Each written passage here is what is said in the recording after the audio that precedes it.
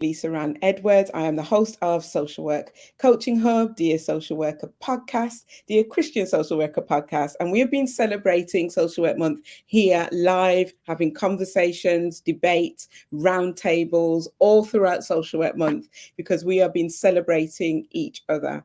I know we have Social Work England and other establishments putting on their own online events, but I thought, hey, let's do our own version. So this is the very last version, very last live discussion we are going to have. And we are talking about the future of social work today. And I have two great guests. We have Ernesto and we have Matthew with us today. And it's going to be an exciting conversation. We've got one that is very much about tech and apps and the future of social work in that regard, how we're managing our work and caseload. And then we have Ernesto, which is very much about AI and what the future looks like when you join AI and social work together. And myself, if you don't know me already, lisaranedwards.com. I am a social work resilience coach, and I empower social workers to prevent burnout, build confidence, and build their leadership skills. So welcome to the discussion. I'm now going to move over to Ernesto to introduce himself, tell us about his social work background, and then we'll move on to Matthew, who will do the same, and then we'll open up the floor for a discussion. Ernesto. Okay. Well, thank you very much, first of all, Lisa Ron, for putting on your version of our event today. And I know there's been lots of stuff going on all month, all around the world, but it's the more the merrier, and it's nice to have different platforms and have different eyeballs on the discussion, so we can all be engaged. So thank you, first of all, for that. Um, and so just a little bit about myself. Obviously, you might hear it. I'm from the United States. I'm in California in the Bay Area. And so some of the words I might use might be a little bit different, or the accent, but I think we all understand each other fairly well. So I've been in social work for almost 30 years now. And I've had the privilege of being in a lot of different areas here in the United States, different areas of social work. I've done school social work, drug and alcohol, community kind of organizing type things, and lots of different things. That primarily what I've done in my almost, I'll just say 30 years, is child protection, child welfare. And that's currently where I work now. And so I've had that, and that's given me the fortune to have a lot of different perspectives of the work, to see, what it looks like from all these different angles. What are the kind of gaps that we have and the strengths that we have. And so I've always just been glad that I've had that perspective. And I've always also had, similar to Matt, I forgot if we're going with Matthew or Matt, but anything is fine. It's I'll fine. say Matt. Similar to Matt, but if you want me to change, let me know. I've always been interested in technology also, and kind of like, how can we leverage technology to help the work that we do. The work is hard enough, so if we can have tools that can assist us to get things done, to expedite the work while keeping our human-centered focus on the work, that's always been something that's been of interest to me. So a few years ago, I was just scrolling through TikTok, and something popped up about this website, or I didn't know what it was, called ChatGPT. And so I started looking at it, and I went down a rabbit hole. Long story short, a few days later, I was like blown away, and I was like, how can we use this for social work? And so, because of my background and history and messing around with technology, I knew enough to kind of get started to develop a tool, an AI powered tool. And then, because I'm in the Silicon Valley, I also have some friends and stuff that could help me a little bit more. So I was able to develop a tool, an AI powered tool, specifically trained with social work in the background, essentially. And so I was able to develop this tool called Social Work Magic. And with that tool, at this point now, it's more than 2 years later. And I have, subscribers who utilize the tool every month for everything from helping with progress notes to resumes to kind of consultations. And I've also put out this thing because I realized there wasn't at the time a lot of guidance and a lot of discussion about AI in the field. So I developed a thing called the 6 pillars of practical and responsible AI use. And so that's something that I offer out to anybody, that just provides a little bit of a framework. If you're interested in using AI in social work, what are the things to keep in mind, like ethics and, how to validate the things that come from AI and a lot of different stuff. So that's out there too. And that's essentially where I am now. I'm shifting a little bit more into not just that tool that individual social workers can use, but tools that organizations can embed within their practice, that they can utilize AI to serve their clientele as well. So that's enough for me for now. But Thank, thank you again, both of you. thank you. Thank you, Ernesto. Matt? Yeah, evening everyone. So my name is Matthew Davies. I'm currently working as a full-time team manager in a local authority in Merthyr Tydfil, South Wales. I'm now in my 18th year of social work, the majority of that being frontline child protection. I'm currently working as a team manager in the Children with Disabilities team and Early Help Hub. So slightly moved away from child protection. However, I do sit within the intake team. So it's quite nice just to keep up to date with those kind of from frontline protection skills, etc. Very similar to Ernesto in terms of having a passion for social work alongside a passion for technology. I'm definitely not an expert in technology, but someone who is interested in it, interested in what's happening with technology, how we are progressing, how quickly we are progressing in terms of AI, in terms of everything that comes with AI. So obviously, my lived experience of social work, I've been able to identify some of the challenges, some of the struggles that social workers face. So for me, it was about using my passion and interest in technology to try and bridge the gap between technology and social work. About 2.5 years ago, I had the idea of a mobile app. Um, the idea was kind of very basic and kind of wanted to utilize everything that was out there already, but bring it under one platform. And I guess the idea grew from there in terms of utilizing AI systems, utilizing referral management systems, looking how we can make things easier for social workers. So we looked at launching the app on the 1st of October, 2024. So quite recently in terms of the app launch. We are being used across local authorities now. We have a significant amount of organic downloads, which is positive. So social workers can use and utilize the app individually if they want. Local authorities can use it as an organization.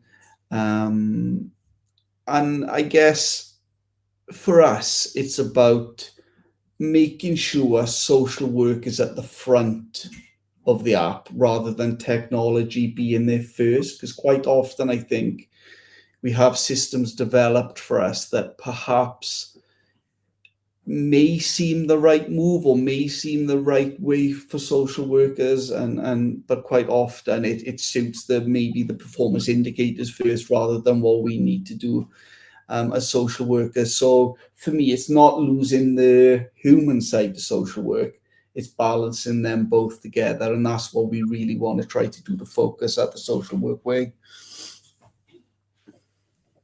Thank you very much, Matt. Thanks for sharing that. And thank you both for taking the time to be here and talk about the future of social work.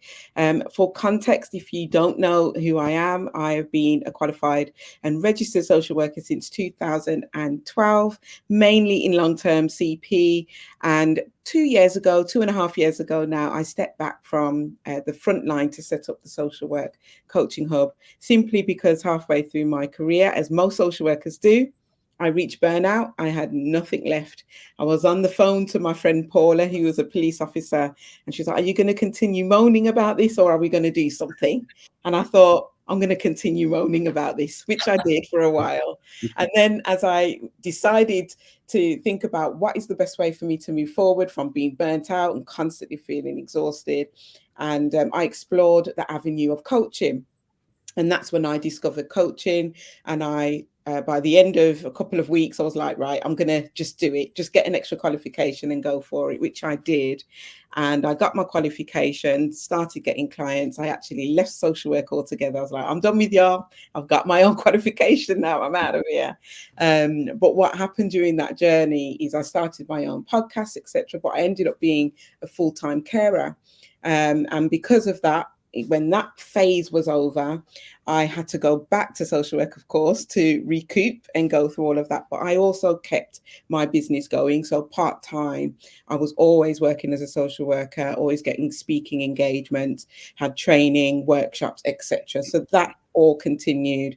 And I decided, after hearing many stories about racial trauma, workplace bullying, burnout, you name it, you know the list, you're in it, you've been there. I thought I could make way bigger impact by stepping back, being a coach, and being in spaces like this. So Matt, I take my hat off to you, because there's no way as a TM, I guess your team is a bit different from assessment and duty, which is what I was doing. I would never have time to have a little chat like this in the evening. I'll be like this QA in a court report. Oh my God, we need to do this. So so basically that's my story. That's why I'm here. So all day, every day, what I do is one-to-one coaching and mentoring with social workers across the country and internationally, alongside training and workshops, mainly trauma-informed self-care. That's a popular workshop. And I have an anti-racism workshop for leaders as well. So that is what I do, just to provide some context for the conversation we're about to go into. So I guess we can start that conversation. And dare I ask the broad question, what do you think the future of social work is going to be, given where we are right now? I will start by answering that question, and I'm sure you guys will chip in. But for me, the future of social work definitely includes technology. I'm not sure how far that extends. I think Matt's idea around the app, I think that is a great idea. When I was training, I remember in 2010, I was training in an area called Nottingham, Ernesto, and it's in the East Midlands, which is maybe an hour and a half. And in that time, they were developing we now have as smartphones. We didn't have smartphones back then. So that was the technology we introduced then. And one of the things they were doing were introducing laptops, which we have now, the iPads more so now, where they were saying we can record visits when we leave the visit on these iPads by using like a dictaphone style approach, where we talk into the technology. So that's where it started when I first began.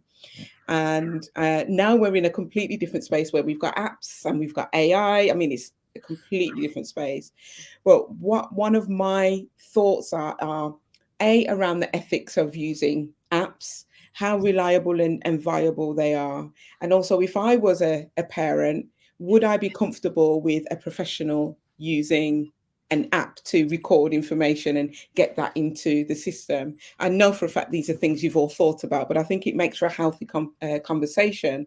If someone is a parent or a skeptical senior manager thinking, I'm not sure about bringing this into the government system. So Matt, if we start with you, and then Ernesto, please share your view.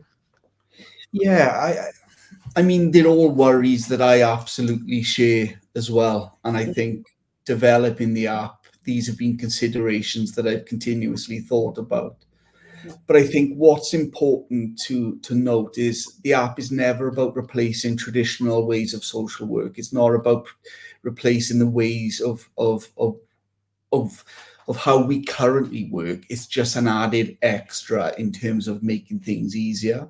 And I think for me, it's about allowing social workers just to simplify processes. It's quite often that we use complex systems for things that perhaps don't really need complexities around there. So for example, being able to dictate information into a phone and have that email directly back to your email, ready to upload to a system for me, it's quite simple and quite achievable for social workers, for local authorities, and for Mm, people who, who are quite limited in understanding technology as well.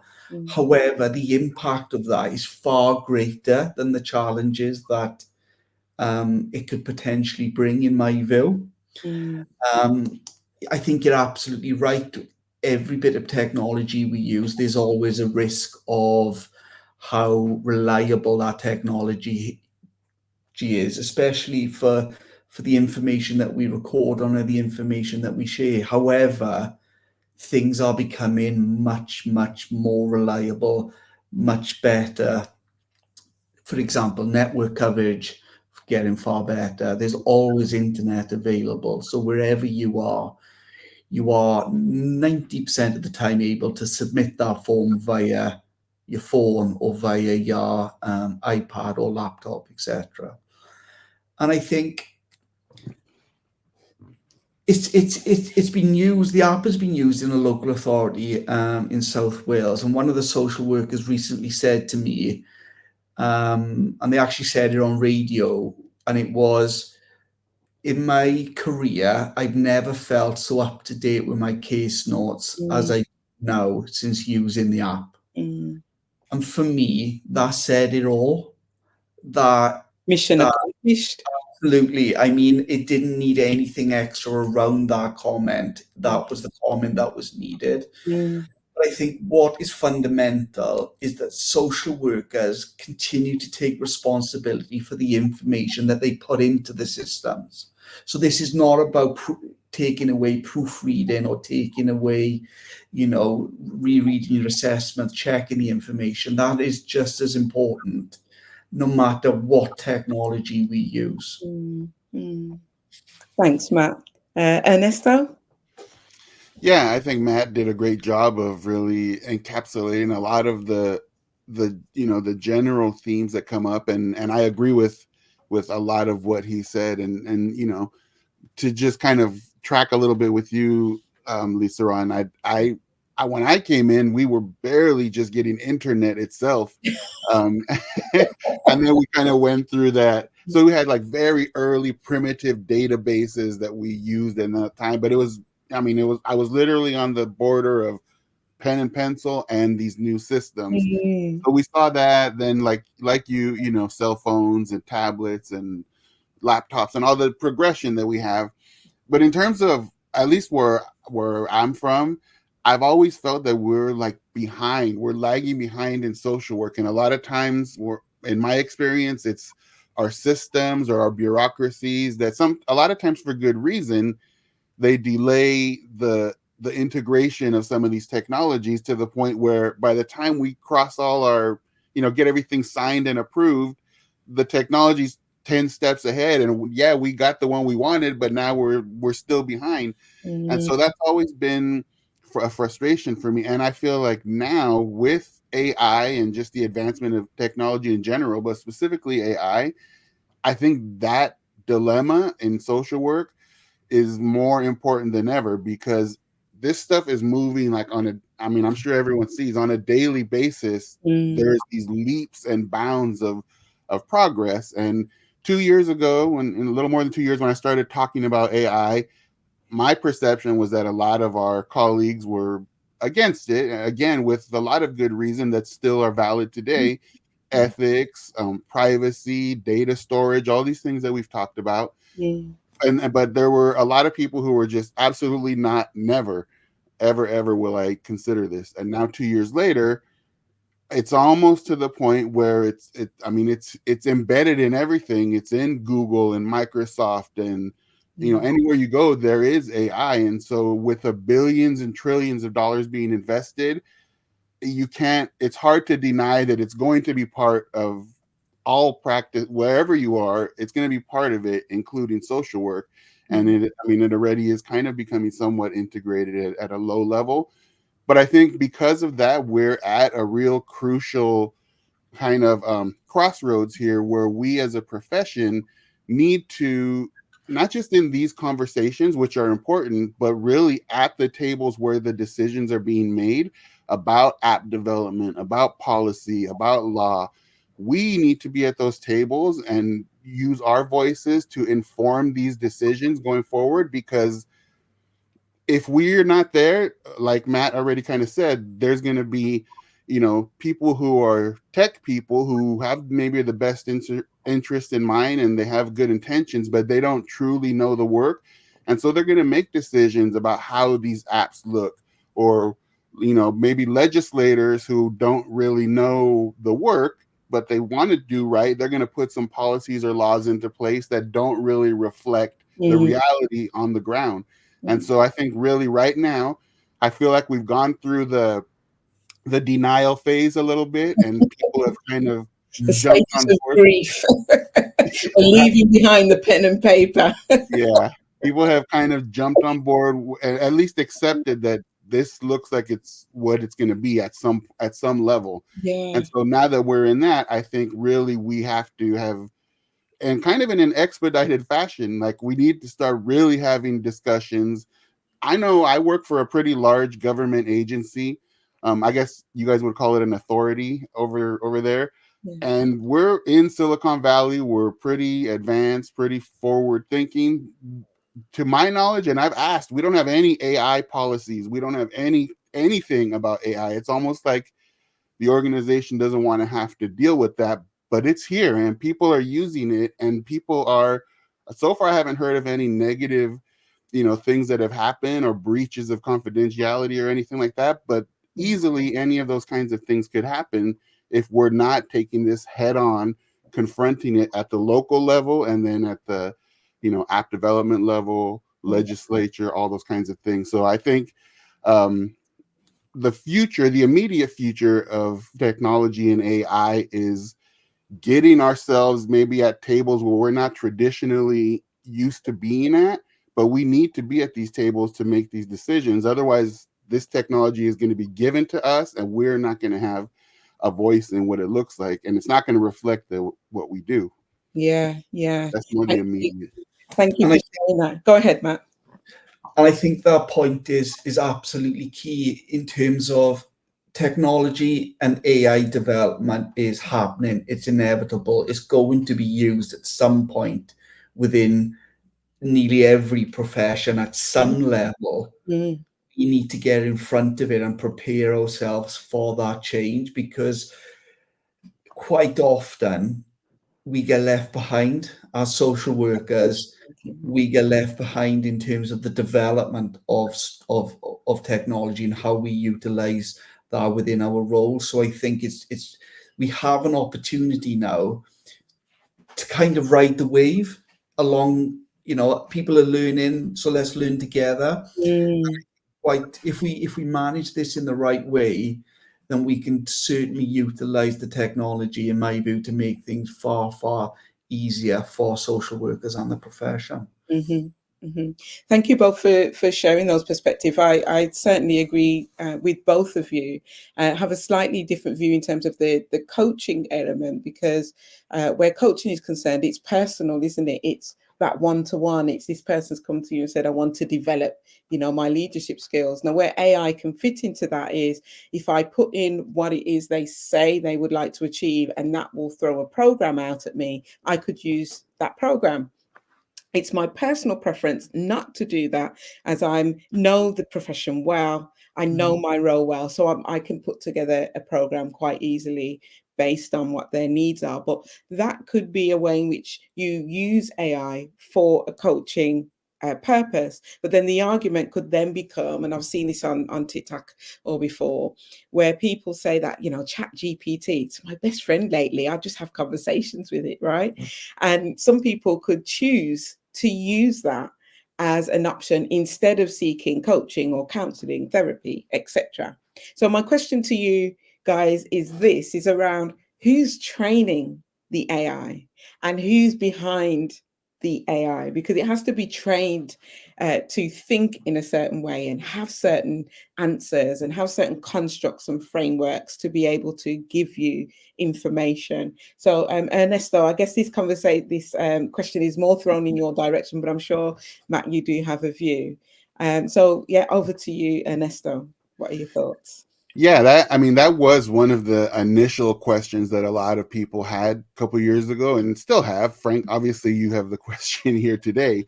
And it's a very valid question, and it speaks to those concerns about bias and not really knowing, the work itself. And so the AI technologies, and I'm similar to Matt. I'm not an engineer, a developer. I'm a social worker who knows a little bit about this stuff, but um, the training is done based on everything on the internet. Basically, I think at this point most people know that AI takes in almost everything that's available on the internet, and that's what it uses to provide its responses. So that could be, to the negative side, it could be a post on Reddit or Facebook or whatever, so you may or may not get validity or credibility if it pulls from that. But it also includes peer-reviewed journals. It also includes research data. It also includes, universities websites and things like that. And so the AI, a couple years ago, I did tend to find a few times when I never could fully trip it up and get it to give me a off the wall answer. I tried, but I never could. But I have noticed that recently the answers, and Matt kind of spoke to this too, they're increasingly accurate. They're increasingly appropriate. They're increasingly what you would expect, both informationally, ethically, and it will even say, if you ask something that's kind of edgy or whatever, it will say, I can't answer this. This is, this is about human suffering or something, and you need to speak to a professional, a human, like it will call itself out.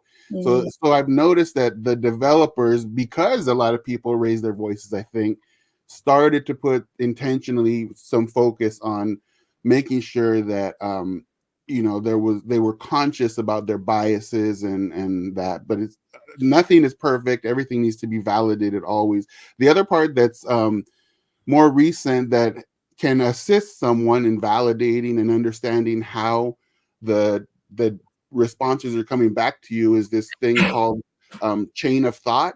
And so when some AI tools provide responses, they don't just provide the response. You can actually see how it's thinking through its response. So it will say, like, the user wants to know about child protection, but I need to first provide a foundational thing. And it's talking to itself and it shows you how it's thinking through what it's going to get to.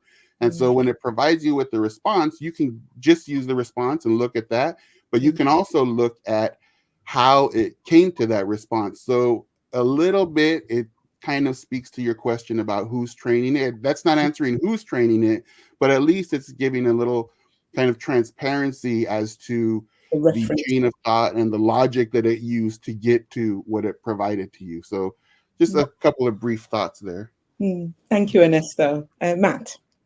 Yeah, I mean, it's quite a difficult question to answer, I guess, but it is definitely a relevant question. And I think whichever way we decide to use AI within social work, it should not be used, trained, well, however you want to describe it, in isolation. And I think social workers, academics, safeguarding professionals, the list goes on, should always be included in how that is utilized within your local authority, within your, within your sort of place of work.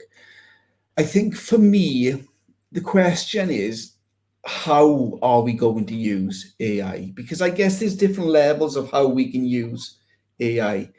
If you wanted to, you could ask ChatGPT, I guess, to write an assessment for you. Is that the correct, is that the correct way of utilizing AI within social work? Probably not. Yeah. You should never lose the professional judgment element of it. You should never lose your professional autonomy. You should never lose your decision making. That always needs to remain at the forefront of everything you do with AI. But I think I'm going to, if you don't mind, just add a point there. Whilst I completely agree with you, and the general thinking would be, yes, absolutely, you wouldn't lose your autonomy as a professional, how you were trained and how you've probably been doing social worker for 10 to 20 years, and AI's come along and you're like, someone else will think for me. It's like, no. you need to continue to do that. It's an enhancement to the practice. Yeah. That's simply all it is. You do the fundamentals. However, Yeah. what we do know, in every profession along the line, there's bad apples. Of course. How do we navigate the bad apples that may input information that is confidential, that may cross the line and start using AI to make decisions? How are managers, and as a working manager now, Matt, how are you going to differentiate your social workers' decision making and recommendations from perhaps them using AI? Yeah. Another No, very good question. Again, surprise. Sorry.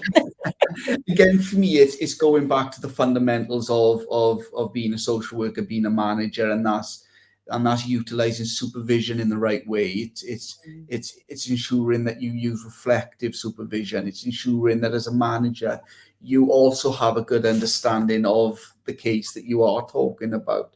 So for me, it's not about being scared of using AI. It's understanding the balance of using AI correctly within the role. Yeah.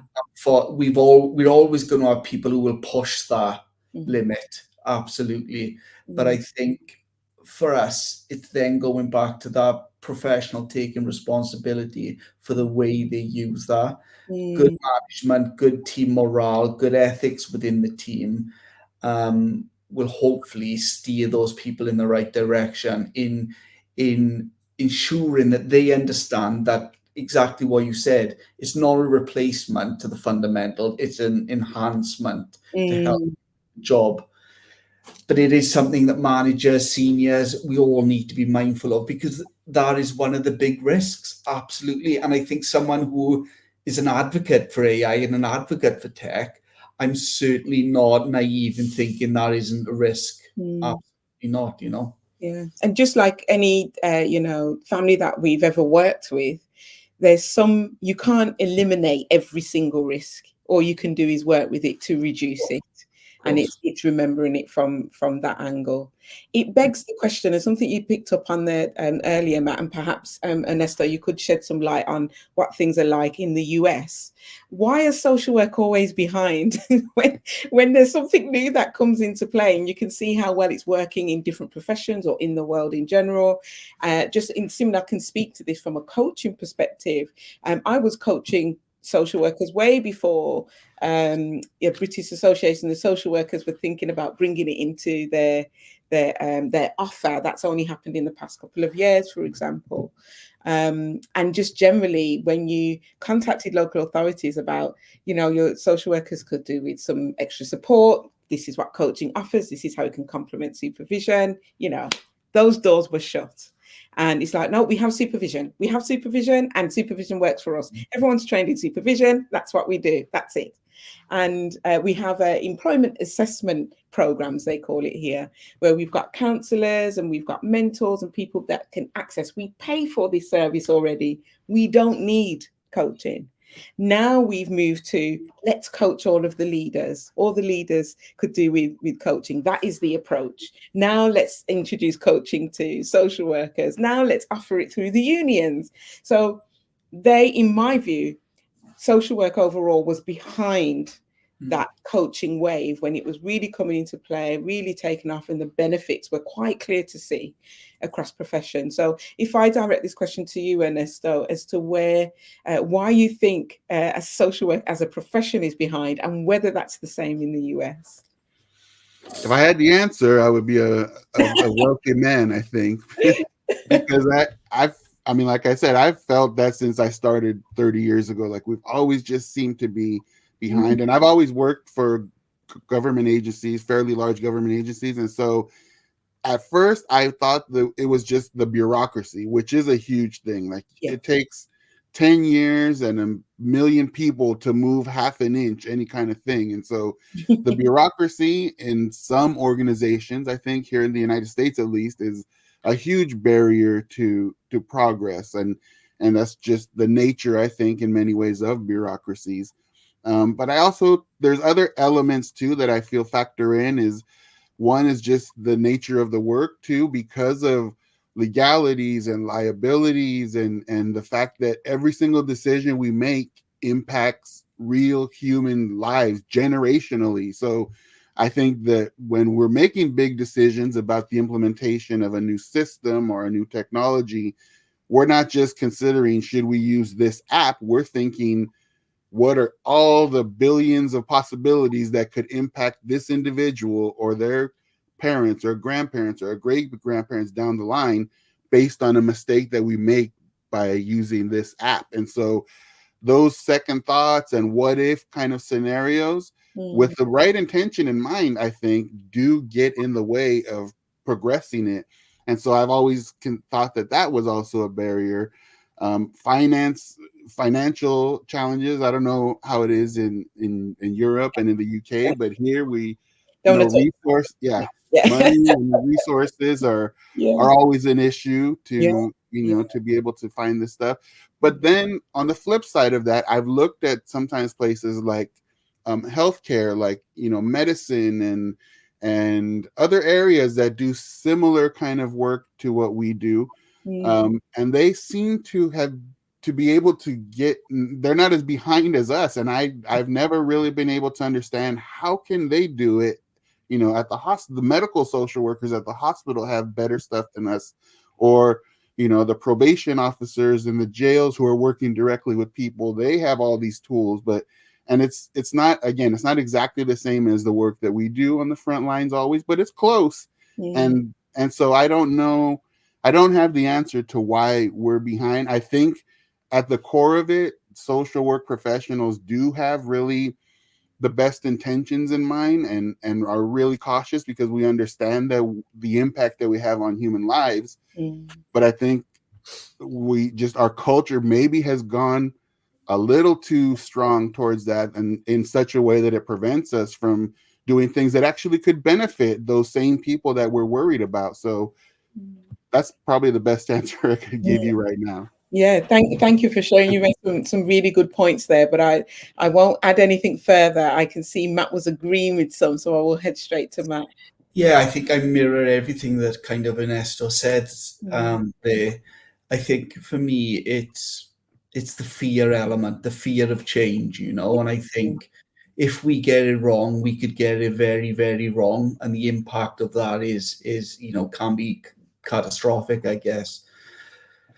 But for me, it's also having the decision makers in place who are able to take that chance or to be confident enough to take that risk. And I think I can speak from my own experience. I'm very lucky to work for a very forward thinking local authority who very much embrace change. And I think if we had people in place whereby that was more apparent, that people wanted to embrace change and they weren't perhaps scared of technology, or perhaps they weren't scared of making that change to make that difference, I do really think that we would see a huge, huge improvement. I think we're getting better, but I do think it's very, very slow. And quite often the changes that we do need to make, they aren't that scary anyway. Wow. You They know, never are. And it takes what? One local authority, then it turns to exactly. 3, and then all of a sudden they knock the door, I say Yeah. by email, and they say mandatory training, everyone. It's just like it happens all the time, doesn't it? And it's not like we're not making mistakes or having some unfortunate catastrophic situations when we're not utilizing these things. It happens with or without it. And so there's a saying that I've heard that sometimes I say, if you always do what you always did, you'll always get what you always got. And so, I mean, it's easier said than done, but I mean, it's something that we need to push for sure. And I think what I'm finding is the younger social workers who are coming through now, they have the confidence around that technology and the drive to want to change. So I think that's almost like a kind of natural way of forcing those decision makers to really start thinking on how they can make those changes. And of course, the way the families and young children use technology these days, I've got a 5-year-old who I try to keep off technology as much as I can, but she's flicking the phone, she's pressing buttons. She's probably more advanced than me at a ridiculous level. So I mean, it's the way we're heading. So Now that leads to the final question then. What does the future of social work look like via AI, Ernesto, and via your app? Do you think, Matt? What does that look like? I'll share what I think it looks like from a coaching perspective, and then I'll go to you, Ernesto, then Matt, and we'll end our conversation there. I must say there hasn't been much debate. If there is something you disagree with, then please say so we can get the debate part in, right? I mean, I don't know if it's a debate because you both did say, but the part when we talked about should you use AI to do an assessment. Now, I'm not advocating that you should just plug in some information, get an assessment back, and use that. But I think there's, like I said, you kind of already said it, there's room to be to have AI assist you in creating an assessment, but you still need to overlay your professional training, experience, education, back, all that stuff. You need to overlay it always over what the AI gives you. But if there was any debate, I might push back on, using AI to do an assessment. But I think we are still essentially on the same page of that. But I think in terms of AI and the future of AI, I think that what we're looking at, I kind of spoke to it already, is just this very critical point that we're at right now of deciding, are we all as a profession going to get on board with this? And if so, how are we going to structure how we use this and kind of formalize it in such a way that is not restrictive? It's not, don't do this, don't do that, don't do that. But, here are the things to be aware of. Here are some foundational concepts, and here's what we can do with the tool to leverage it to help us moving forward. To Matt's point a few minutes ago, just this morning, I was reading a study. There's one in 2022, one in 2024. And I think it's controversial. 55% of people in the study said that they preferred an AI therapist over a real life therapist. And so thinking about just users and maybe the younger generation or just people, they said that they feel more comfortable not like sharing with a computer their personal things. Accessibility was an issue, cost was an issue. And so there's reasons why people that we serve are using these technologies already. And so it's a reality for the population at large. And if we don't realize that and get on board with where the rest of the world is moving, then we're going to be left behind once again. So I think the future of AI in the coming couple years, because of how rapidly it's progressing, because of even, we didn't talk about robotics and humanoid robots and all that kind of stuff. Maybe like social workers in the future.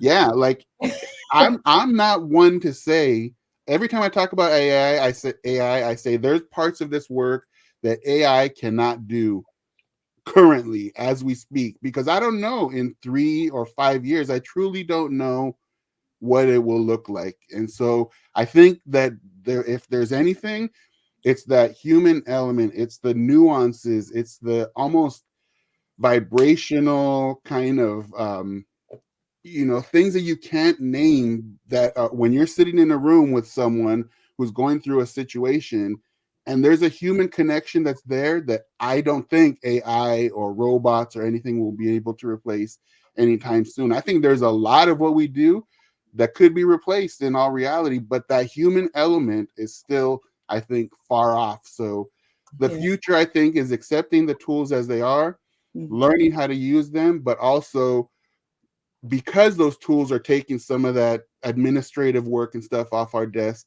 focusing more back on that one-to-one human stuff that the tools allow us to, frees up time and allows us to focus on. So I think that's kind of where we're moving.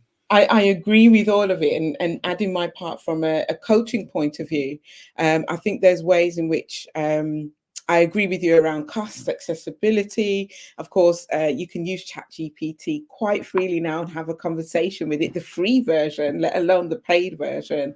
And you can have a counseling session in that way if you trained it to speak to you in that way.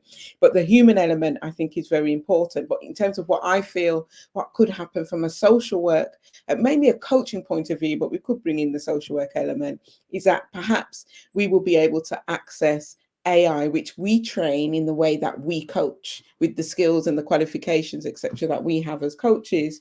We can train AI to be like us, and that will then create a gap, I suppose, for accessibility in relation to cost. So it might be half the cost than if it were you were to come to me and I create a bespoke program for you, and it's one-to-one, for an hour, for 12 sessions or whatever it may be. But if you've got an AI which is trained by me in that way, then that might be the future of coaching and AI and social work. And the same for emails. I know there's some coaches who do email coaching. I'm not a massive fan of it. It's not a major package that I do offer. However, I think, again, you could train AI to have a conversation as if it is coaching with you via text, and coach, and the AI could be trained in the way that you coach and in the way that you speak. So I think potentially in 5 to 10 years' time, that could be the way in which the coaching world is shaped. I think people are already using it to for admins and processes, marketing, platforms like that I'm using now. I think there's ways that you can use it for administrative tasks right now, and I know some use it for programs. But for me personally, I like to be hands-on. I'm a social worker at heart, so using AI or a robot to create a program for someone, for me, it's just like doesn't make any sense. It doesn't configure. But I think that will be the way forward for coaches that potentially have conglomerate global companies, several companies or several departments, and they want to progress quicker. They might choose to use AI in order to make that happen. Matt. Yeah, so in terms of the Social Workway app, I guess I initially created the app because I wanted to make things easier for social workers. It was never something that I wanted to do on my own, and the app always needs to be done in partnership with experts, and those experts are social workers, social work students, coaches, any kind of safeguarding professionals. And in order for us to develop the app specifically for social workers, we need to have social workers' input. I think it was always my intention to allow the app to be accessed by whoever needs it and whoever wants to use it. Cost cannot be a barrier moving forward. The app was never developed to replace systems. It was always developed to be an addition of. I don't want to lose the human element, but I do want to embrace technology and AI. So there are new features becoming available as part of the app. I think I can see the future with the app just being a day-to-day tool that social workers will continue to use. And I just want social workers to keep saying to me, yeah, that is making things a little bit easier for us. You can't say it clearer than that. It's a day-to-day tool that just makes life easier for social workers. Full stop. That pretty much is. It doesn't need to be complicated. Yeah, it really doesn't. Yeah, but I think as our conversation was referring to before, that we are behind with things, and that thinking process, the fear and the emotions that sit around that, all contribute to creating something that's more complex than what it is. And once it's in practice and it starts rolling out across your authorities or your government agencies, somehow it's like, oh, this is it. This is much easier than I thought. So on that note, thank you both for taking the time out to speak with me. You will be able to watch this recording if you are watching the replay. So thank you for joining us. Before you go, I want to make sure that you're able to get in contact with Ernesto or get in contact with Matt if you need to. So Ernesto, let's start with you. Where can people find you? Website, socials, Matt, and then myself. Okay, you can go to socialworkmagic.com, and that's where the AI tool currently lives, and try it 7 days for free if you want to see what it looks like to use a social work trained AI tool. And you can follow me on most platforms at the Social Work AI Mentor. So if you just search Social Work AI, usually I'll pop up somewhere there. So I usually put up, interesting things about AI and social work and news stories and stuff. So I look forward to connecting. Thank you. Yeah, contact me on the Social Workway website. There's an inquiry page on there that you can kind of access me through. There's also a booking page where you can book demos of the app on there. Connect with me on all social media, LinkedIn, Facebook, Instagram, and Twitter at the Social Workway. And yeah, I'm available anytime, so get in touch. I've already connected, I think, with Ernesto, haven't I? I'm sure I've connected, so I definitely keep in touch with you.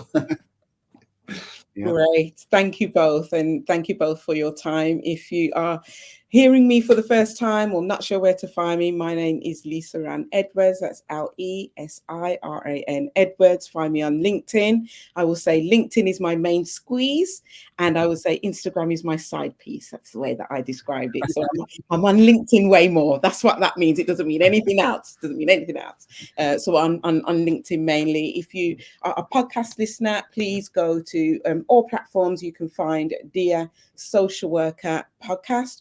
And if you are a Christian and you would like to learn more about how to look at Christianity and social work together, want some encouragement, support, it is on Spotify only, Dear Christian Social Worker. You can go to LisaRanEdwards.com as I do workshops and training, as we spoke about before. If you would like to learn more about coaching, that's LisaRanEdwards.com/coach. That, I believe, is the end of Social Work Month, 31st of March 2025. Thank you to Matt Davies from the Social Work Way app, and Ernesto, who's joined us from Social Work Magic AI. It's been a pleasure speaking to you both. Thank you very much. Thank you. Thanks.